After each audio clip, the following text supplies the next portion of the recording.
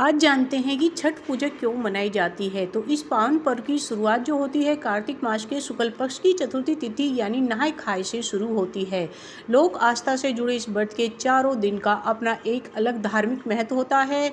हमारे हिंदू धर्म में इसे बेहद कठिन व्रत के रूप में माना जाता है, जिसमें व्रत करने वाला व्यक्ति 36 घंटे निर्जल व्रत रखता है।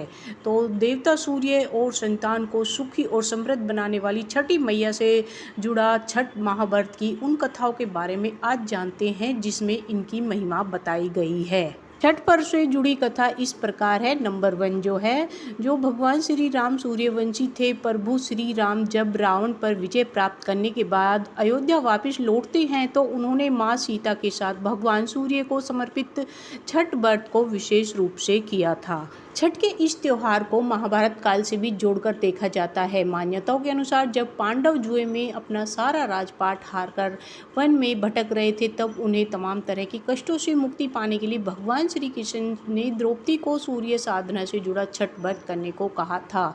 मान्यता है कि इस व्रत की विधि विधान करने के बाद पांडवों को अपना खोया वैभव बाद में प्राप्त हुआ और इसी वजह से छठ मैया का व्रत भी किया जाता है।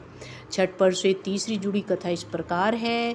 बिंदुसर तीर्थ में एक महिपाल नाम का वैश्य रहता था, जिसका धर्म और देवी देवता आदि पर जरा भी विश्वास नहीं था।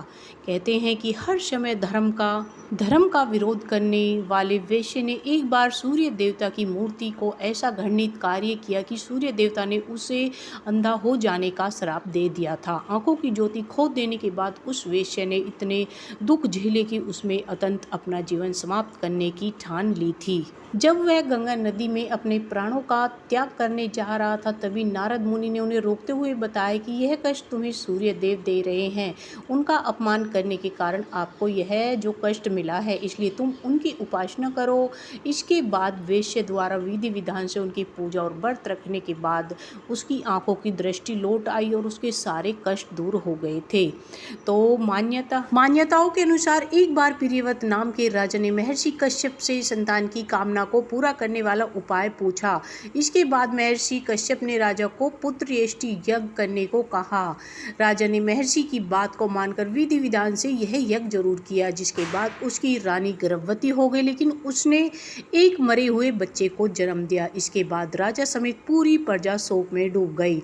मान्यता है कि जब राजा अपने नवजात शिशु का अंतिम संस्कार करने जा रहे थे, तो तभी षष्ठी देवी ने प्रकट होकर उसके शिशु के मृत शरीर को स्पर्श करके जीवित कर दिया था। इस घटना के बाद राजा प्रियव्रत ने हर साल छठी मैया के लिए यह व्रत रखना प्रारंभ कर दिया और बाद में यह लोक आस्था का महापर्व बन गया।